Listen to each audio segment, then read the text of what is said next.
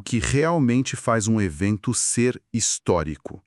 É só porque aconteceu há muito tempo? Nossa, essa é a pergunta fundamental, né? Ou, assim, tem uma lógica por trás do que os historiadores decidem nos contar? Quer dizer, por que a decisão de um rei de recusar uma coroa vira capítulo de livro? Mas o nome do alfaiate que fez o casaco dele. Que geralmente não importa pra ninguém. Exato. Essa é a pergunta de $1 milhão da história, não é? Ela nos força a pensar não só no que aconteceu, mas em como a própria ideia de história, com H maiúsculo, é montada peça por peça. E é exatamente isso que a gente vai investigar hoje. Temos em mãos uma fonte incrível, uma análise crítica do trabalho de um historiador alemão, Eduard Meyer. Ele foi um dos primeiros a tentar, de forma bem sistemática, definir a lógica da própria profissão. Um trabalho bem ambicioso para a época. Muito. Então, nossa missão aqui é desvendar esse debate. O que são conceitos como acaso e livre-arbítrio quando a gente olha para o passado? E principalmente como é que um historiador, diante de um oceano de fatos, escolhe o que vale a pena ser contado. É uma jornada para entender o que transforma um simples fato do passado em história. Isso mesmo. Certo, vamos começar por esse tal de Eduard Meyer. Pelo que eu entendi, ele não era muito fã daquela ideia de que a história é guiada por grandes forças impessoais. Não, de jeito nenhum. Tipo leis sociais ou movimentos de massa que ninguém controla. Ele parecia dar muito mais valor às decisões de uma pessoa e até à pura sorte. Exatamente. Ele coloca o acaso e o livre-arbítrio no centro do palco. Só que o autor da nossa fonte aponta que as definições que Meyer dá para esses dois conceitos são um pouco escorregadias, sabe? Vale a pena olhar de perto. Vamos começar pelo acaso. O Meyer não está falando de algo sem causa nenhuma, isso seria quase místico. Ele fala de acaso relativo. Acaso relativo. O que isso quer dizer na prática? Uma equipe de operários está usando dinamite para demolir um prédio. A física da explosão é totalmente previsível. Ok. Agora, imagine que, no exato momento da explosão, uma pessoa específica que não tem nada a ver com a obra está passando na calçada. A presença dela ali é resultado de uma cadeia de causas completamente diferente. Tipo, ela acordou tarde, perdeu o ônibus. Isso. Decidiu pegar um café. A colisão dessas duas linhas de causa, a demolição, e o passeio da pessoa que não tem relação nenhuma entre si, é o que o Meyer chama de acaso. Entendi. Não é que não tenha causa, é que as causas vêm de lugares diferentes e se cruzam por sorte ou azar. Ok, o acaso eu peguei, mas e o livre-arbítrio? Essa é a parte que sempre complica tudo. Sempre. Porque parece que escapa de qualquer lógica causal, né? Exato. E é aí que o Meyer dá um drible interessante. Ele evita entrar na briga filosófica clássica entre determinismo e liberdade total. Para ele, é uma questão de ponto de vista. Como assim? Se você está olhando para o futuro, uma decisão que ainda não foi tomada aparece como uma entre várias possibilidades. Mas depois que a decisão foi tomada e o evento aconteceu, quando você olha para trás, aquele evento parece necessário. Ele simplesmente foi o que aconteceu. Então é como planejar um fim de semana. Na sexta eu tenho várias possibilidades. Ir à praia, ficar em casa. Mas na segunda, olhando para trás, o que eu fiz, digamos, ir à praia, parece necessário. Foi o que aconteceu e pronto. É isso.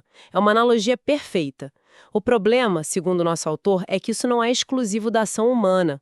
Um meteorologista faz a mesma coisa. É verdade. Ele diz que há 80% de possibilidade de chuva amanhã. Depois que o dia passa, a gente olha para trás e constata com necessidade se choveu ou não. Sim. O verdadeiro nó aparece quando o Meyer mistura essa análise com julgamento de valor. Ele chega a dizer que uma das tarefas da história é julgar as decisões de figuras como Bismarck, sabe? O unificador da Alemanha. Julgar. Em que sentido? De avaliar o valor da personalidade dele. Espera um pouco. Mas se a história não pode julgar se Bismarck foi bom ou mal, ela não perde um pouco o sentido? Quer dizer, não é justamente para isso que se olha para o passado, para aprender com os erros e acertos morais? Essa era a objeção crucial. E o autor da nossa fonte tem uma resposta muito clara para isso. Qual? O problema não é fazer julgamentos, mas sim confundir dois tipos de perguntas completamente diferentes.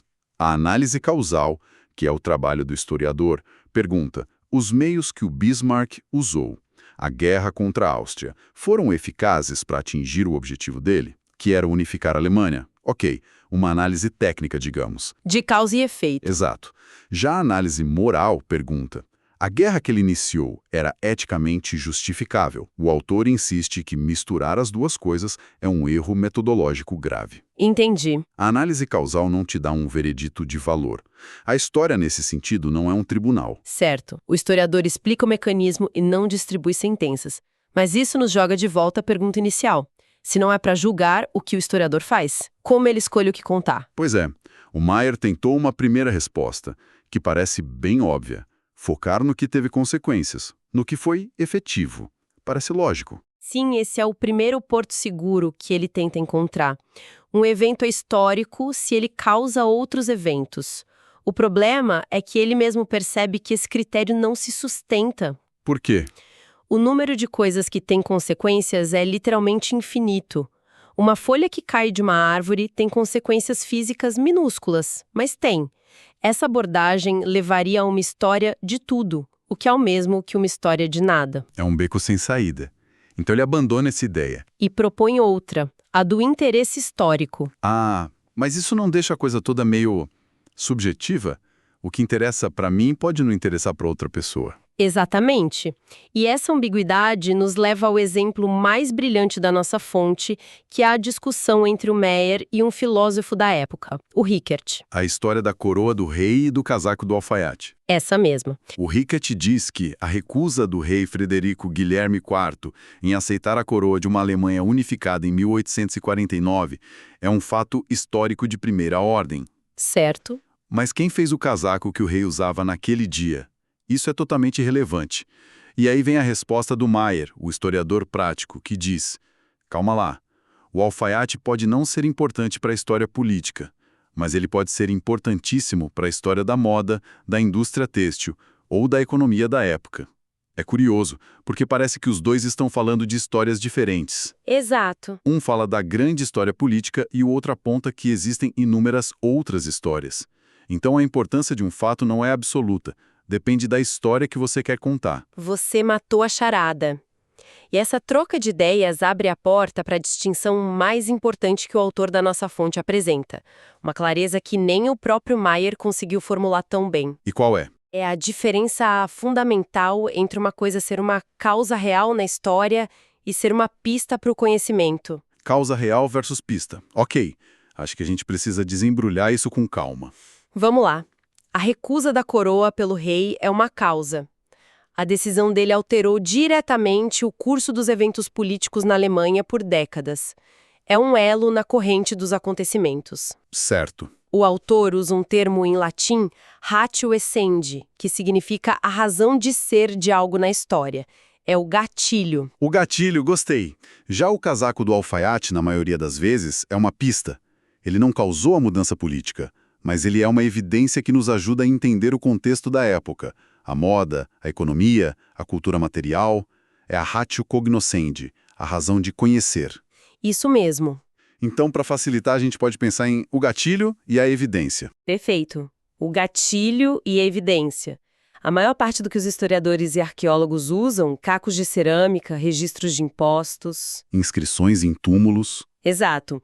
Isso não são os gatilhos da história. São as evidências que nos permitem reconstruir e entender o que aconteceu. Isso muda tudo.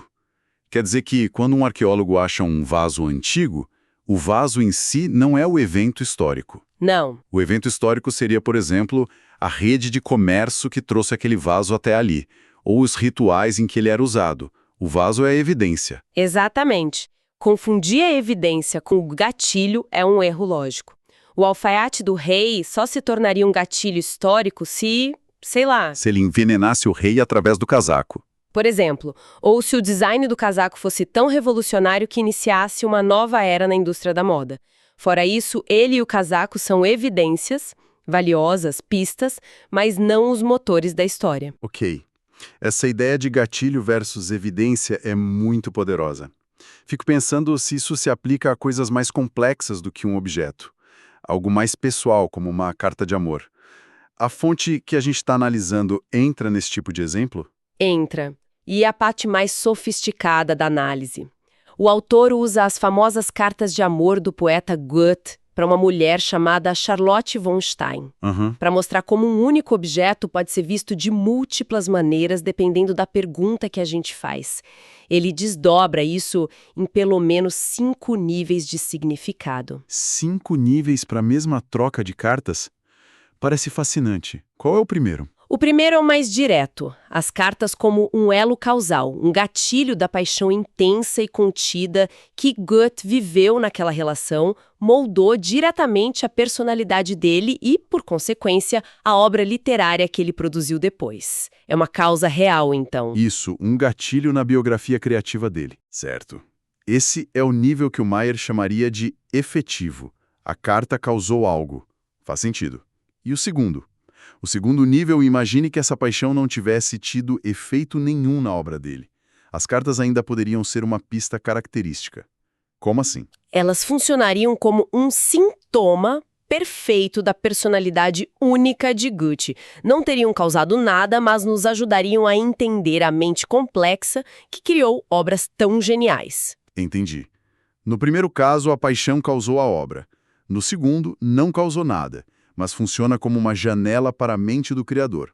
É a lógica da evidência de novo. Precisamente. Agora o terceiro nível. E se as cartas não revelassem nada de tão único sobre Goethe? E se o que ele escreveu fosse, na verdade, um exemplo típico e perfeito de como as pessoas do círculo social dele viviam o amor platônico naquela época? Nesse caso, as cartas perdem importância para entender o Goethe. Como indivíduos, sim, mas se tornam uma evidência valiosa sobre a mentalidade coletiva, a história dos costumes daquele tempo. A mesma carta, 3 significados completamente diferentes. Um gatilho na vida dele, uma evidência sobre a personalidade dele ou uma evidência sobre a sociedade dele. Isso é incrível. E o quarto nível? O quarto vai ainda mais longe. E se essa experiência de amor ascético não fosse característica nem de Goethe, nem da Alemanha do século XVIII, mas de um padrão humano universal? Um psicólogo social poderia pegar essas cartas e usá-las como dados brutos para construir uma teoria geral sobre, sei lá, o papel da contenção em relacionamentos. Aqui as cartas se tornam uma instância de uma lei geral. Elas deixam de ser história e viram ciência social. Exato. E o quinto nível? Pelo que me lembro da fonte, ele é diferente de todos os outros. Não é sobre gatilho, nem sobre evidência. Exato. É aqui que a análise sai do campo da ciência, causal, e entra em outro território.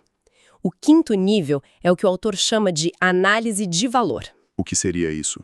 Aqui, a gente não estuda as cartas para saber o que elas causaram ou o que elas revelam sobre outra coisa. Nós as estudamos pelo que elas são. Pelo valor intrínseco delas. Isso, como uma expressão profunda da condição humana, com sua beleza, sua tragédia, sua complexidade. É quase como ler por puro enriquecimento pessoal, mas de uma forma estruturada, analítica. Exato. É uma interpretação que nos transforma, que expande nosso horizonte mental e espiritual, como diz o autor. E aqui vem o paradoxo final que ele aponta. Que é? Para fazer bem esse tipo de interpretação profunda, essa análise de valor, nós, na verdade, precisamos do trabalho do historiador. Precisamos entender o contexto causal em que as cartas foram escritas, quem era Goethe, quais eram as regras sociais da época, para captar toda a sua profundidade. Nossa, então as duas análises, a causal e a de valor, embora sejam distintas, se alimentam. Uma precisa da outra. Então, no fim das contas, o que essa análise toda nos diz? Que o ato de escrever história, que parece tão simples, é na verdade uma operação lógica muito sofisticada. É sobre saber diferenciar um gatilho de uma evidência. Uma explicação de um julgamento. O que é único do que é típico. Exato. E nos mostra que os fatos e objetos do passado não têm um significado fixo. Uma carta de amor pode ser ao mesmo tempo um gatilho histórico na vida de alguém, uma evidência psicológica, um dado sociológico e uma obra de arte atemporal. Deixa com uma pergunta para a nossa vida. Hoje, quando a gente olha para um evento, um vídeo que viraliza, um discurso político, até uma foto antiga de família, a gente costuma ver de um ângulo só. O que será que a gente está perdendo por não parar para perguntar? Isso aqui é um gatilho ou algo que está mudando as coisas? Ou é só uma evidência, um sintoma de algo maior? Isso. Ou tem um valor em si mesmo. que a gente deveria só tentar entender em seus próprios termos. Quantas outras camadas de significado podem estar escondidas bem na nossa frente, esperando a pergunta certa?